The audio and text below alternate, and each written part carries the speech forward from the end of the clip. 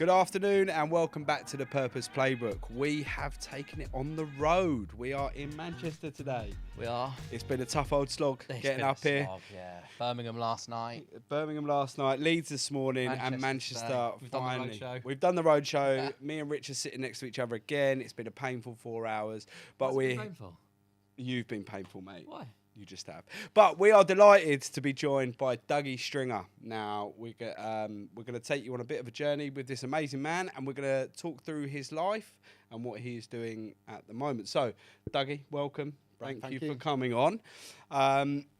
If you'd just like to tell us about a little bit about what you're doing at the moment, and then we will go back to the start and how we got there. Yeah, of course. I'm in interesting time at the moment, to be fair, Brian, because ultimately, I've moved from full-time social work over to working on the path to independence full-time. Interesting time, to be fair, because as you can appreciate, working full-time as a social worker, it's completely different to, running 100 mile an hour, doing your own thing, and, I've probably got a little bit of ADHD maybe, so I've always got to fill my diary up. So yeah, it's just, You're in good company. How many people do you think we've had on the podcast that have got ADHD? Well, little side note, I was reading something the other day. There is a high percentage of entrepreneurs who have ADHD. It's a well-known thing. I think because you have to have a certain brain to be able to deal with the spinning plates and the pace at building a business, and so they tend to flop that way. Perfect. So take us back right to the start. You're obviously a man that's giving back at the moment and want to make a real difference. We've obviously spent an hour together beforehand. Take us back to young Dougie and your life. Yeah, I think it's critical, really. That's where my why comes from. I think a lot of entrepreneurs who do something in this space have a big why. Take you back to that part. So I was 9 when I lost my mum. Went into care at the age of 11. During that time, I had a significant, roller coaster with my dad, who was alcohol dependent. The good thing was, I had my 2 sisters, who were absolutely brilliant. So fantastic support network with them 2. So it wasn't like I was on my own. However, we did have a really, really tough few years. So, for any sort of child to lose the mum at 9 years of age just caused a lot of problems. Headaches constantly. When we was living with dad, it was such a chaotic environment, unpredictable environment, so much going on. So for me, going into care, it was quite a strange thing, really, because actually my headaches disappeared almost overnight. So how it's interesting because we were having a conversation this morning as well, kind of the same story. But how did you deal from turbulence in your life to kind of some calmness when you went into care? I wouldn't say it was calm completely. So obviously I think it shifts from chaos to like unpredictability, because obviously you're in foster care, you're with 2, at that point, strangers. They became absolutely amazing. They couldn't have asked for better foster parents, almost better than any family that we had, or majority of family. But at that time, it's such an unknown. So you move from something, all right, it's chaotic, but it's still familiar. It's your biological dad. But actually, there was that shift of it's still unpredictable. But in terms of that calmness, you're right. It wasn't unpredictable. So in terms of unpredictability, in terms of being in foster care was a case.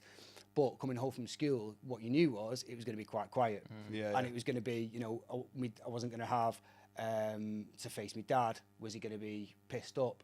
And that was the problem a lot of the time. I'd go to my grandma's on a weekend, and you'd get that sort of nervous feeling coming back, and you sort of think, well, what positions are going to be in?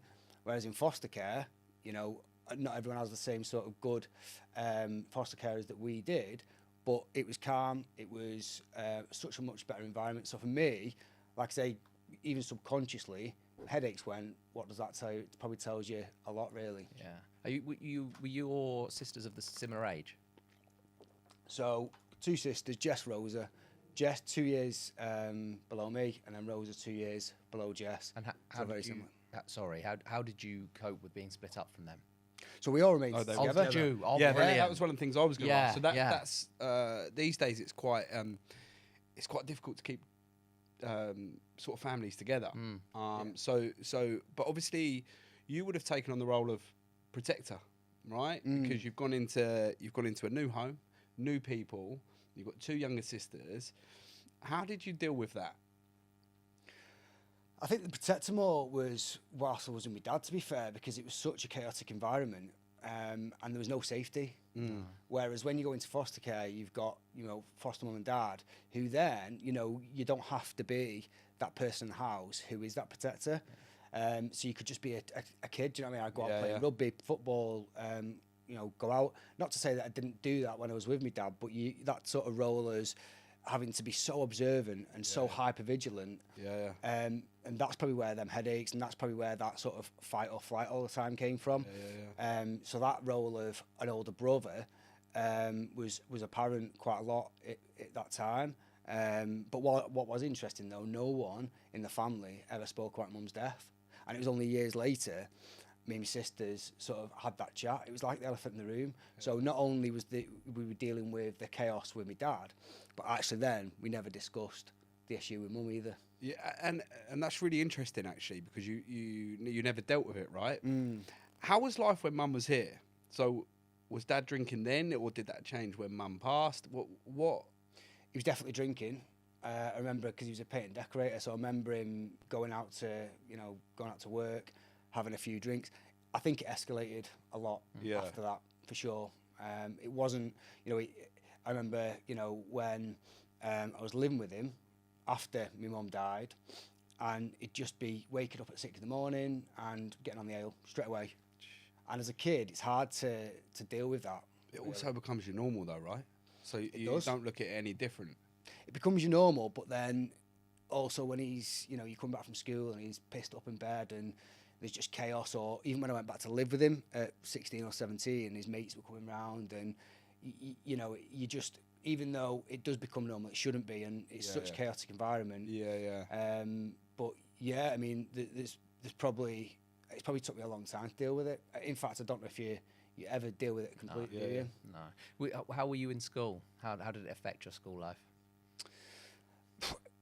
I think I've always surrounded myself with I've tried to always surround myself with good people. So I've learnt on things such as like sport as well. So I think although it was chaos, me life in school was probably quite stable, actually. And I've got some good, I had my grandma, I had my nan, I had some good family to lean on. So it wasn't always chaos and there was nothing that was going right and school was a disaster. So school wasn't too bad, but I think it was knowing at the end of that school what I was going back to, and that was the problem. Sorry, Brian. That's all right, mate. I was going to say what I am quite good at, and what a lot of care experience people are good at is masking how you feel. So I was in school and seemingly was into sport and playing football, but deep down I could put this front on, and I go, Dougie's chatty, Dougie seems all right, Dougie's sound, and actually Dougie probably wasn't sound. I mean, deep down there was probably a lot going on. Well, I know there was a lot going on, and the way you feel wasn't how my face was to teachers, to how to people. I noticed that in a lot of care experience, including my good pal Brian. He doesn't like to discuss his problems. He doesn't like to share a problem. That's what I was going to ask. Actually, is I really struggle.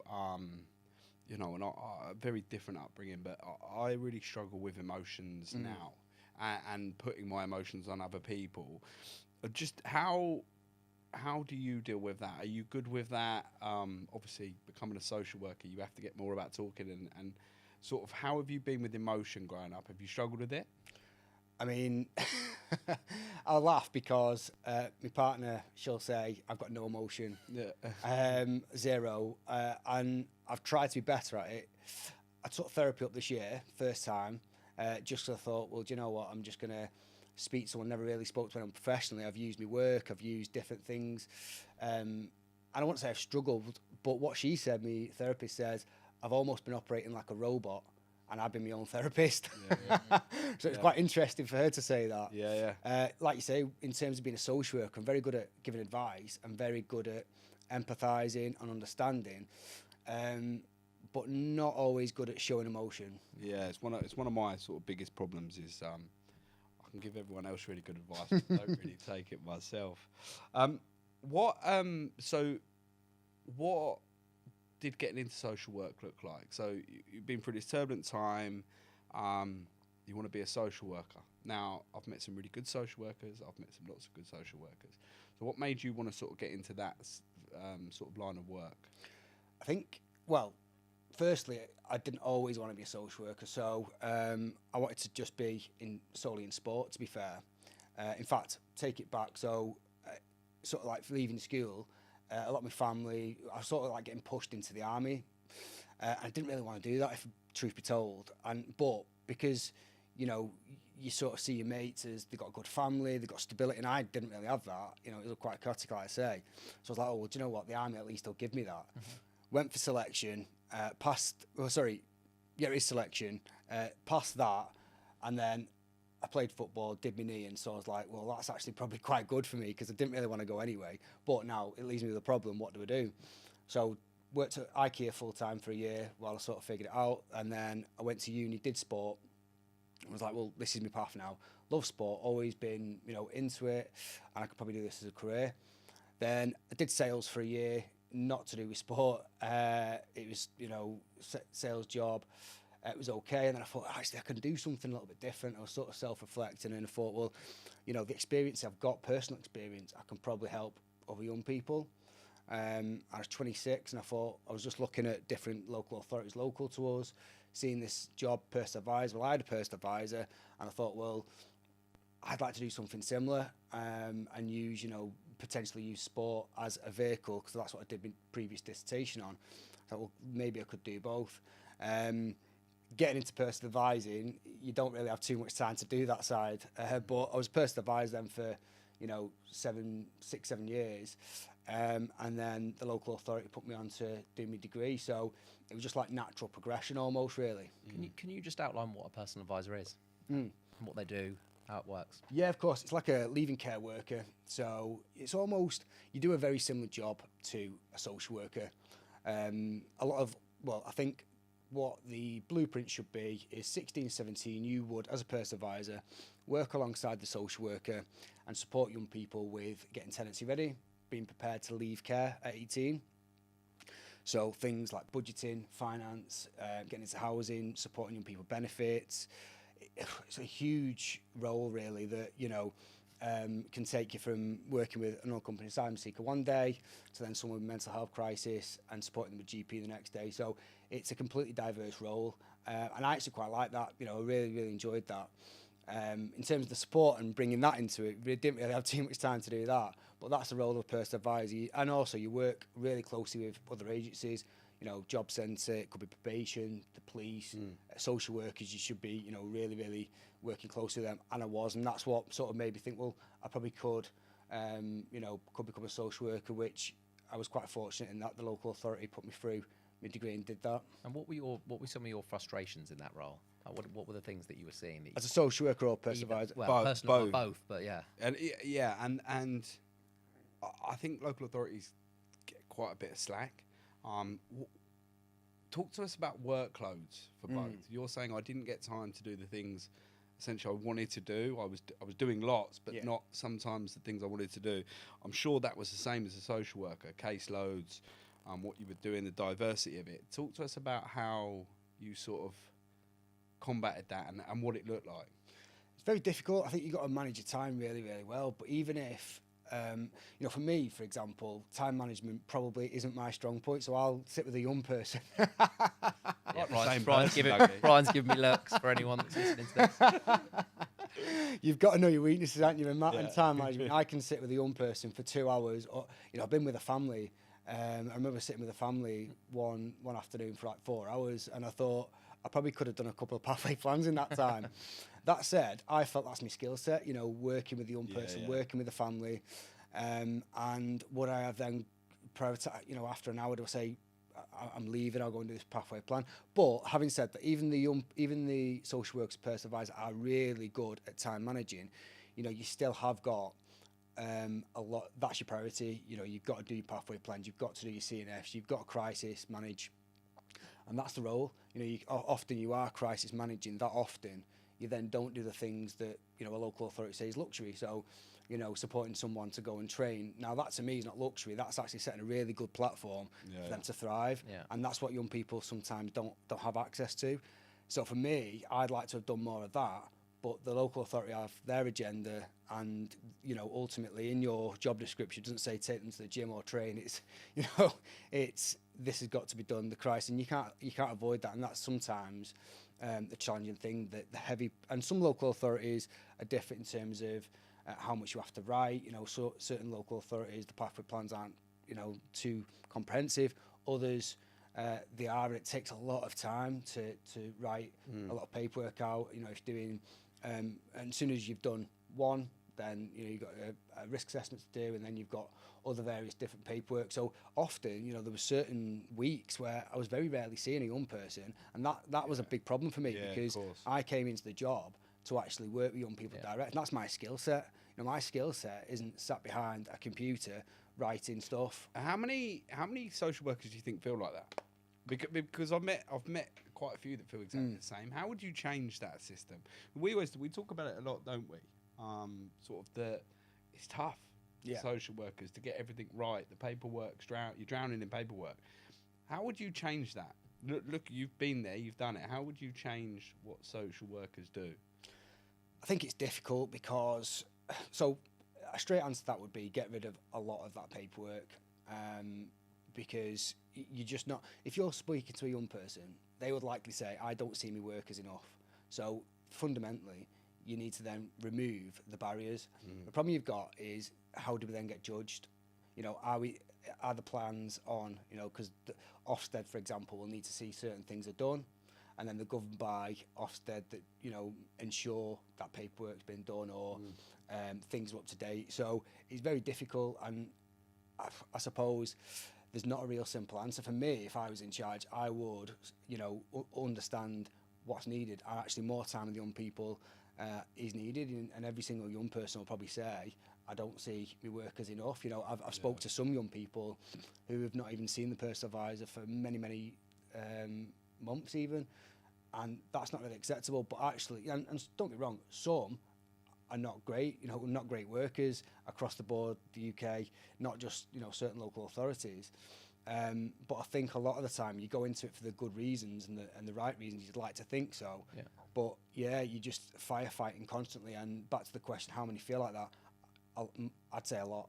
A lot. The frustrations come from the red tape, but you're also constantly fighting, not seeing the young people and making a difference, which then turns you back to, just do the paperwork. I've got to do the paperwork. Well, yeah, because I think, what are your line managers onto your back saying, this needs to be done, this needs sending.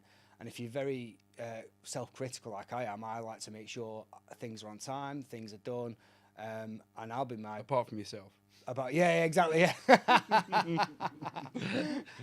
And I just out of all of that, I mean, if there's ever any need, I always like to add a bit of humour, but if there's any chance you could ever come down and help me enrich with IKEA furniture, that would be unbelievable. I won't be able to put it together. I can't believe you segued IKEA furniture into this conversation. I like to make lights and stuff. So talk to us about how you've... I've got some really good stories about IKEA if you want me to. I would like one. Go on. Yeah. All right. Well, I mean, I got. He wasn't expecting to say yeah. I mean, I got a final written warning at IKEA for playing cricket with a customer. So got a final written warning. Swedish meatballs. There was no meatballs included, but then the week later, we was playing World's Strongest Man with catalogues. They went over. We broke the camera, and yeah. Oh, brilliant! So I mean, it's completely different to social care. Yeah. Amazing. So, transition from social care to what you're doing now. Yeah. What does that look like? Why leave? Why leave social care? To try and do the things that I think benefit, my skill set. So, the Path to Independence is an app, or at least, one part of the Path to Independence is an app.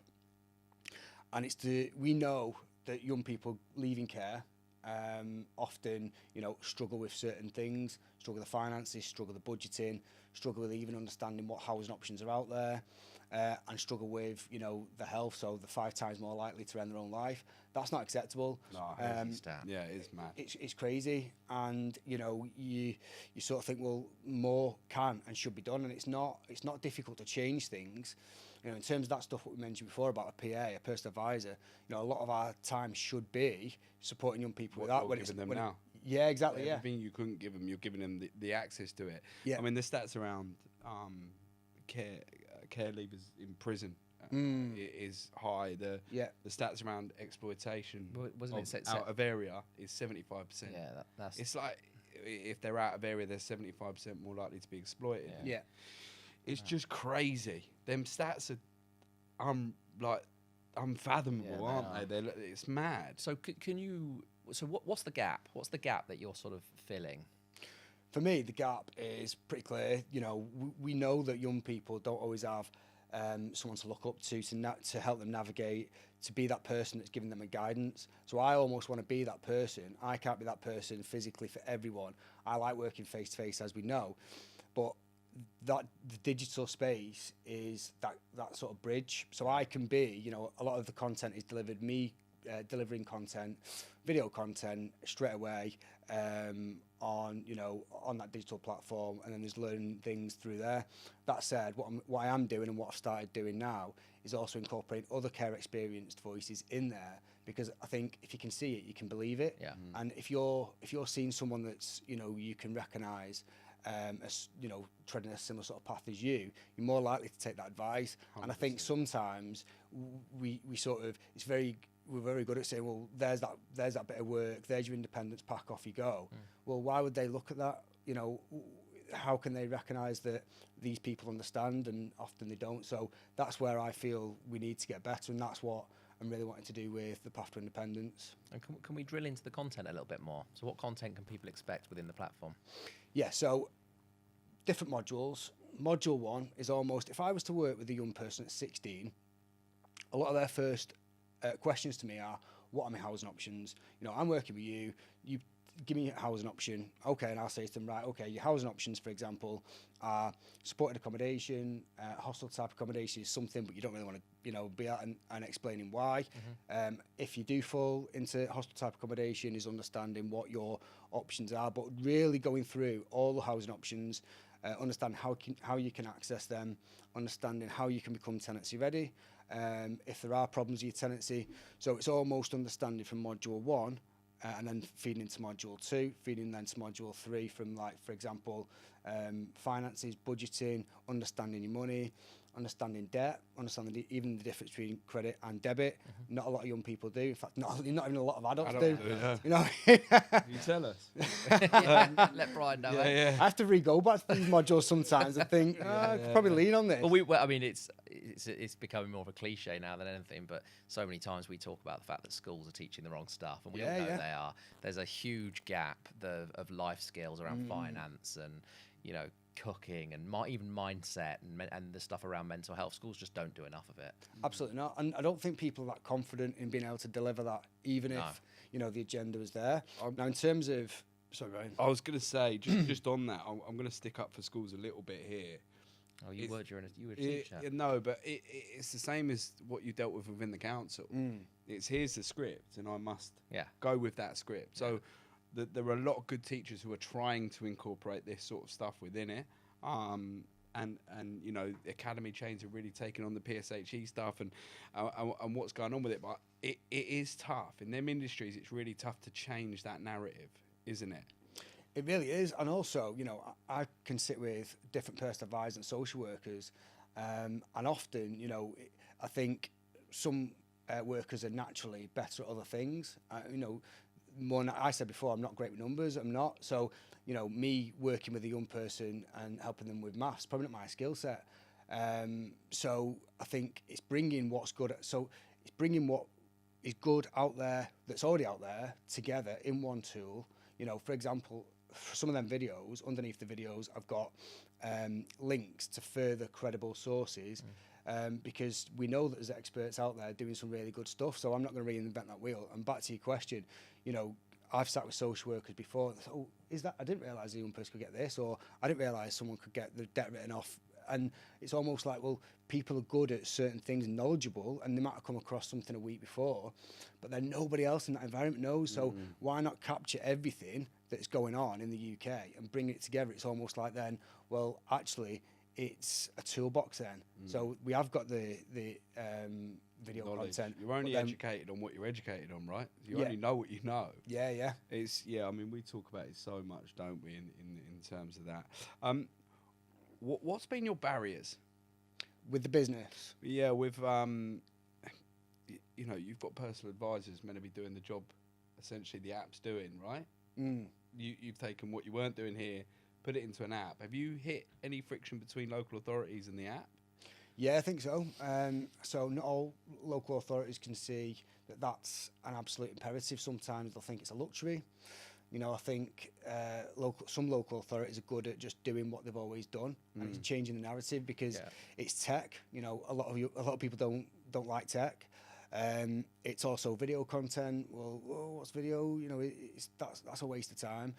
But they don't realise that a lot of young people are watching TikTok, Instagram. That's where they're getting the learning. You know, the fingertips. And all right, we know. And in fact, in some of the videos and in the health stuff, we know the downside of tech if someone's on Instagram and TikTok for a long time. So yeah, there is the downside of tech, and I'm always critical of social media and you know, smashing social media all the time. However, in terms of implementing this into learning modules, into bettering the care system, we obviously need to be doing that. And local authorities, we know that they have budgets, and I think they see this as a luxury. But you know, what's the alternative? That actually somebody goes through care, and you know, a third of young people lose their home every year. So that's the outcome if we don't do something at 16 and 17 better. And it's trying to change that narrative in terms of like, well, you know, you might see this as a luxury, a bit of tech now, you know, but actually downstream of that, it's going to really help long term. And if they're looking at in terms of finances, in terms of their budgets, because I don't really like to talk about budgets, but in terms of their budgets, it'll save on things like mental health budget, the homeless budget, you know, and that's the problem sometimes. I think it's almost an instant saving rather than a long-term saving. I always talk about it in how much money's, like how much the overspend is, but it's because they're spending it poorly. They're not looking 3 years down the line or 5 years. And I'm not in a local authority, but it's just from experience with them. So sorry, I was just going to say, very similar to, so I don't think there's enough prevention stuff. So there's a lot of resources thrown at crisis. But I think if you prevent things, so for example, we spoke a little bit before we started recording about good provisions, good homes. So if you've got a really good home, 16, 17, or even younger actually, and you're setting someone a good platform. I love sports, so I'll use this as an example. But if you've encouraged someone into sport, and that gives a foundation, they're more likely then not to be in crisis for then down the road at 18, 19, you won't see as many problems. And it's almost like, oh, sports a luxury at 16 and 17, why would we invest? But actually, it should be a normal. Absolutely. Yeah. We talk about it a lot, is the prevention for crisis, because we get them a lot at crisis point.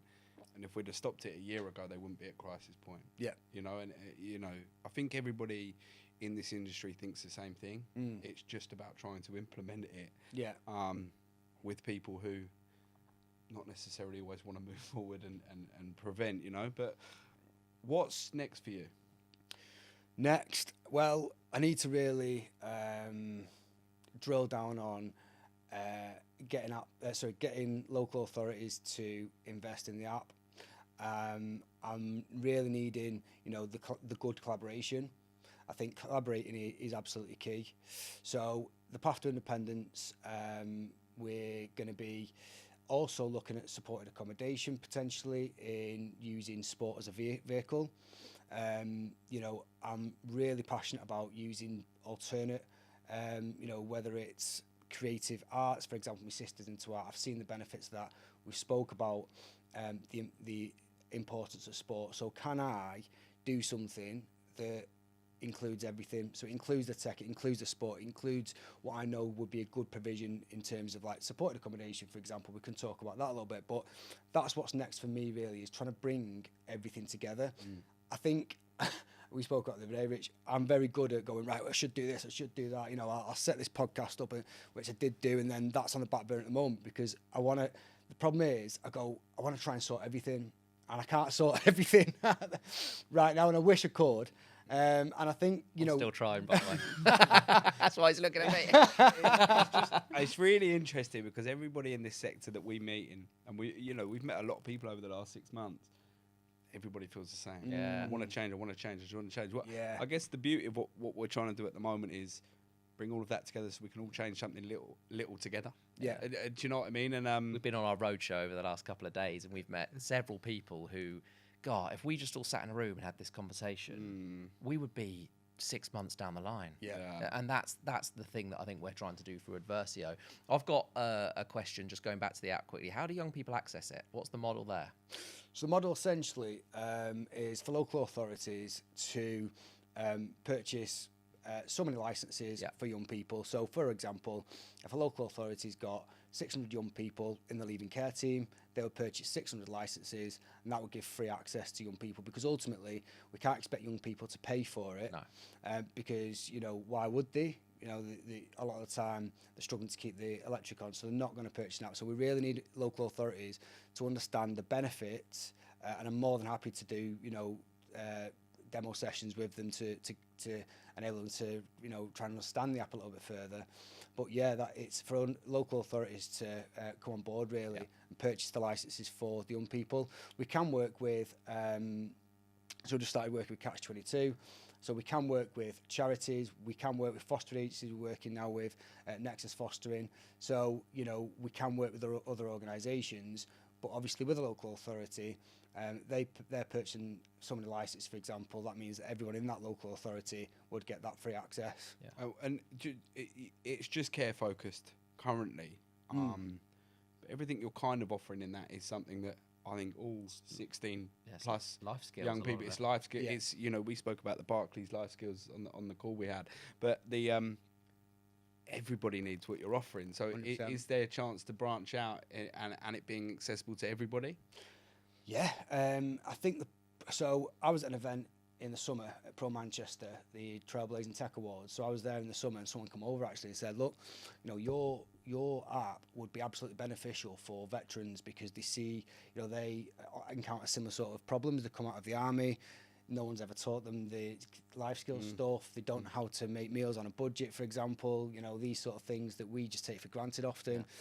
And, likewise, the average young person coming out of school probably needs access to that.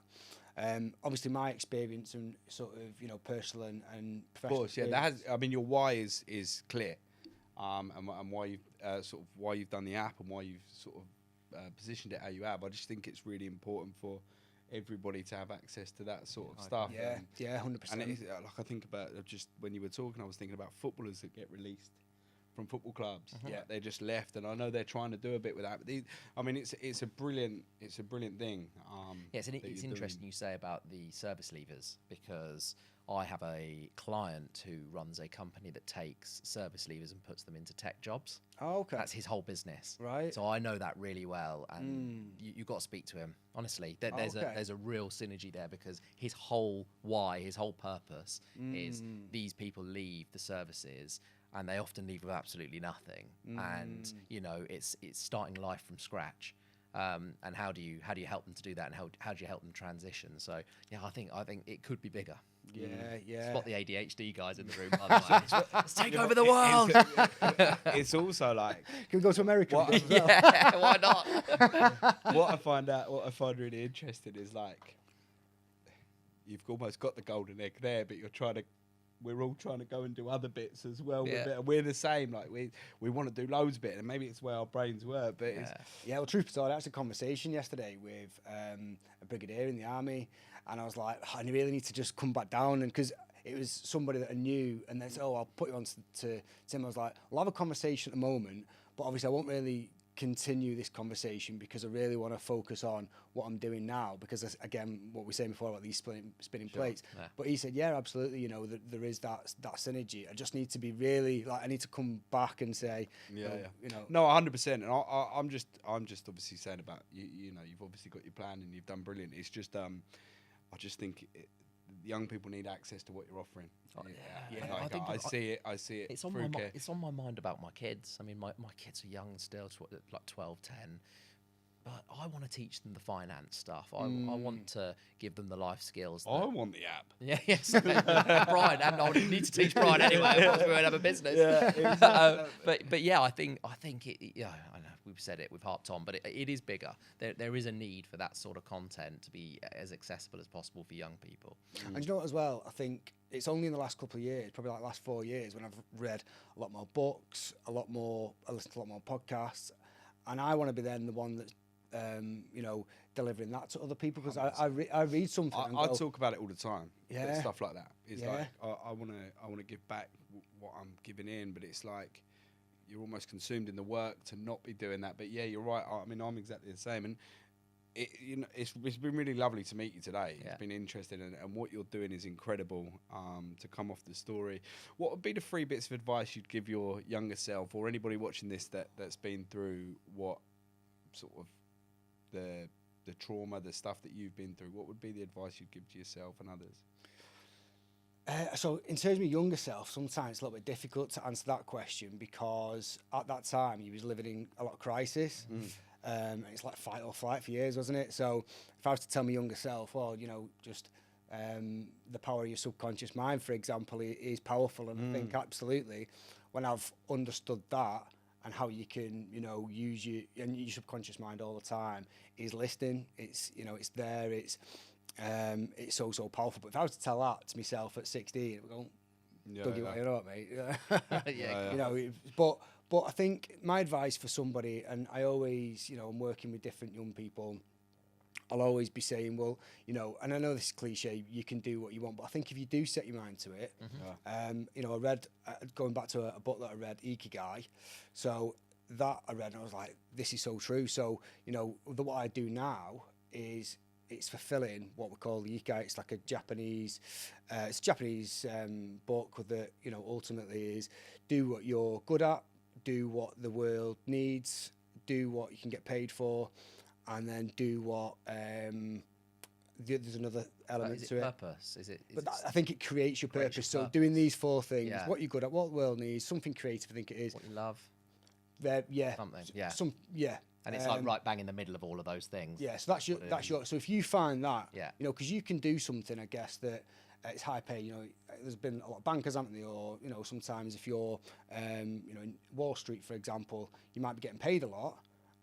Is it what the world needs? Maybe. Is it what you enjoy? Often not. And sometimes if you've not got 3 or 4 of them, not fulfilled. It's fulfillment, isn't it? I was just about to say it's fulfillment. Yeah. And you actually had a job as a social worker and a personal advisor where you thought it would fulfill you, right? But you got to the point where it didn't fulfill you, but you've moved that into a different dimension, and now it is fulfilling you. Yeah. And that is, sometimes you might have fulfillment, but you might need to change that fulfillment, if that makes sense. Definitely. I think when, you know, talk about fulfillment, so if you look at social work, for example, it can be fulfilling at times, 100%, and rewarding.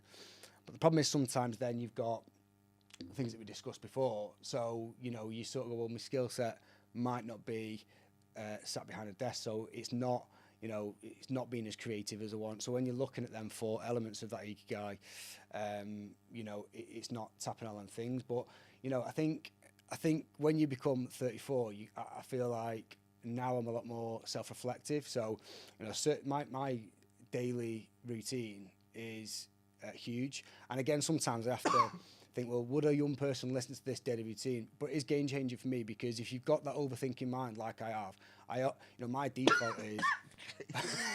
Sorry, Brian's dying. You right, mate? Some of that water if you want, mate. Oh, thank you, mate. Yeah. You right? Sorry, mate. Big guy. While Brian's dying, talk us through the routine. Well, the routine. I mean, again, a 16-year-old will go, what are you on about routine, breathing exercises? Yeah. But actually, really powerful. So my routine starts, you know, at 6 o'clock in the morning. I'll take the dog out. That's huge for me. So, you know, bit of free time. The important thing here is I don't look at my phone. Yeah. I don't look at my phone at all. For that first hour, take the dog out, come back, do some breathing exercises. Wim Hof's your go-to for that. Yeah. So I do that, come back, have my porridge, take a cold shower. Cold showers is the one. Oh, cold shower's bang on, mate. Scared of them, man. So many people talk about it. Do you not do it?